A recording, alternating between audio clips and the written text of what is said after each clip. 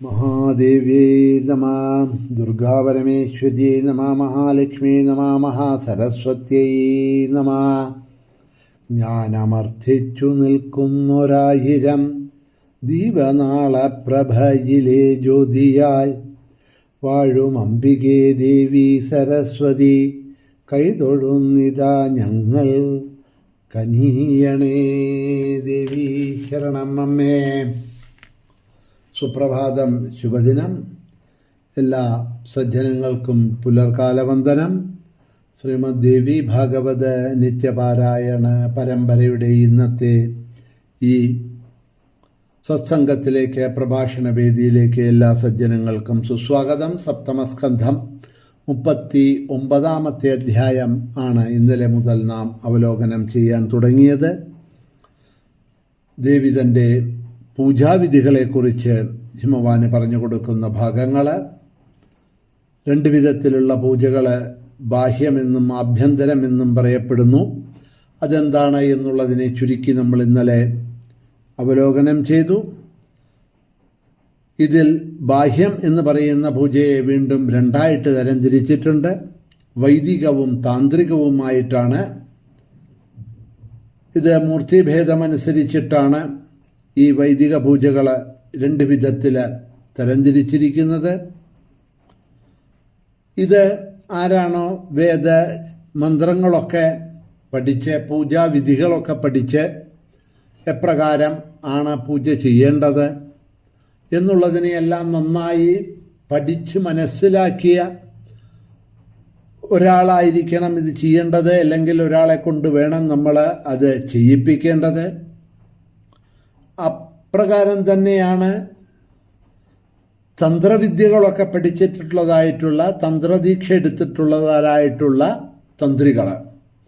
ഇപ്പം നമ്മൾ അമ്പലത്തിലെ പൂജാരി, തന്ത്രി എന്നൊക്കെ പറയാറുണ്ടല്ലോ. അപ്പോൾ ഇതൊക്കെ ഓരോരോ വിധത്തിലുള്ള പൂജകൾ ചെയ്യുന്നവരാണ്. വൈദികമായിട്ട് മന്ത്രം മുതലായിട്ടുള്ള ജപിച്ച് ചെയ്യുന്നത്, താന്ത്രികമായിട്ട് പൂജ ചെയ്യുന്നത്. രണ്ട് വിധത്തിലും പൂജകളുണ്ട്. പക്ഷേ ഈ പൂജകൾ എപ്രകാരം ചെയ്യണം, എങ്ങനെ ചെയ്യണം എന്നുള്ളതിനെ നന്നായി പഠിച്ച് മനസ്സിലാക്കി അറിഞ്ഞവരെ കൊണ്ട് വേണം അത് ചെയ്യിക്കാൻ.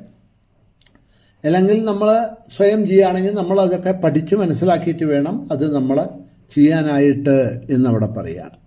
അപ്പോൾ ഒരു ഗുരുകുലത്തിൽ അല്ലെങ്കിൽ ഈ തന്ത്രവിദ്യകളും വേദ അടിസ്ഥാനമായിട്ടുള്ള പൂജകളും മറ്റുമൊക്കെ പഠിപ്പിക്കുന്നതായിട്ടുള്ള ധാരാളം സ്ഥലങ്ങൾ, ആചാര്യന്മാർ, അതിനുവേണ്ട സൗകര്യങ്ങളോട് കൂടിയിട്ടുള്ള സ്ഥലങ്ങളൊക്കെ ഉണ്ട് ധാരാളം. പാഠശാലകൾ എന്നൊക്കെ പറയും. വൈദിക പാഠശാലകൾ, താന്ത്രിക പാഠശാലകൾ, തന്ത്രിമഠങ്ങൾ മുതലായിട്ടുള്ളവയൊക്കെ ധാരാളം ഉണ്ടെന്ന് അന്വേഷിച്ചാൽ അവിടെയൊക്കെ പോയി ഇതൊക്കെ പഠിച്ച് മനസ്സിലാക്കിയിട്ടുള്ള വൈദികന്മാർ അല്ലെങ്കിൽ താന്ത്രികന്മാർ അവർ നമുക്ക് പഠിപ്പിച്ചു തരും. അത് നന്നായി പഠിച്ച് മനസ്സിലാക്കി അവരുടെ അനുജ്ഞയോടുകൂടി, അനുഗ്രഹത്തോടുകൂടി വേണം ഈ പൂജകളൊക്കെ ചെയ്യാൻ എന്ന് പറയാം. കാരണം ഒരു ശ്രീചക്രം അല്ലെങ്കിൽ അഷ്ടദള പത്മമിടണം എന്നൊക്കെ പറയുകയാണെന്നുണ്ടെങ്കിൽ അതൊക്കെ അറിയണ്ടേ, എങ്ങനെയാണ് ഇടേണ്ടത്, ഏതൊക്കെ വർണ്ണങ്ങളാണ് ഉപയോഗിക്കേണ്ടത്, അതിന് ഏതൊക്കെ പൊടികൾ എങ്ങനെയൊക്കെയാണ് ഉണ്ടാക്കുന്നത്, എപ്രകാരമാണ് അതൊക്കെ ചെയ്യുന്നത് മുതലായിട്ടുള്ളതിൽ നിന്നൊക്കെ തുടങ്ങണം ഇല്ലേ. പലതും പല വിധത്തിലുള്ള പൂജകളുണ്ട് കേട്ടോ. അപ്പം നമുക്ക് ഒരു വിധത്തിൽ ഉള്ളതൊന്നുമല്ല. ഇനി ഹോമങ്ങൾ മുതലായവയൊക്കെയാണെന്നുണ്ടെങ്കിൽ ഹോമങ്ങളുടെ ദ്രവ്യഹോമങ്ങൾ, അതിൻ്റെ കർമ്മങ്ങൾ, പൂജാവിധികൾ, ചെയ്യേണ്ട വിധങ്ങൾ അത് മാറണു. കലശം വെച്ചിട്ടുള്ള പൂജകൾ അതൊരു ഭാഗം, അതൊന്ന് വേറെ മാറണു.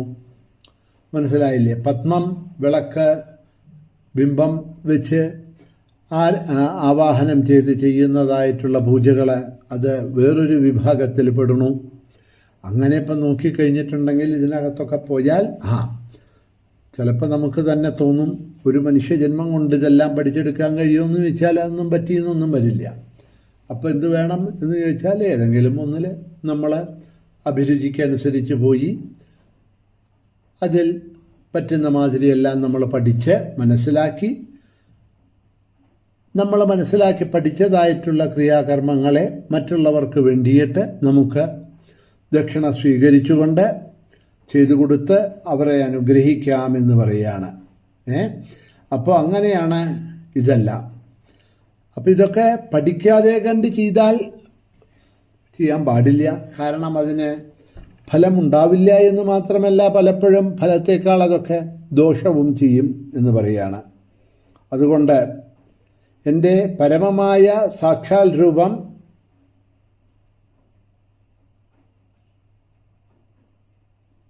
അതായത് എണ്ണമറ്റ ശിരസ്സുകളും കണ്ണുകളും കാലുകളുമുള്ള മഹത്തായിട്ടുള്ള രൂപം, അത് സർവശക്തി സമന്വിതവും പ്രേരകവും പരാത്പരവുമായിട്ടുള്ള രൂപത്തെ നിത്യവും വണങ്ങുകയും ധ്യാനിക്കുകയും സ്മരിക്കുകയും ചെയ്യണം. വൈദിക പൂജയ്ക്കുള്ള പ്രഥമ രൂപം അതാണ്.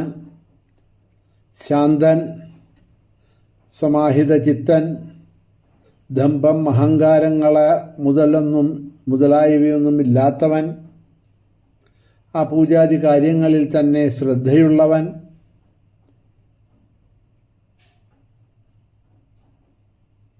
അതൊക്കെ തന്നെ സദാ മനസ്സ ഈ മന്ത്രങ്ങളും മറ്റുമൊക്കെ ധ്യാനിക്കുന്നവൻ, നിത്യേന എന്നെ ധ്യാനിച്ച് പൂജിക്കുന്നവൻ, അനന്യമായിട്ടുള്ള ഭക്തിയോടുകൂടിയിട്ട് എന്നിൽ തന്നെ മനസ്സുറപ്പിച്ച് യാഗ യജ്ഞങ്ങൾ, പൂജ,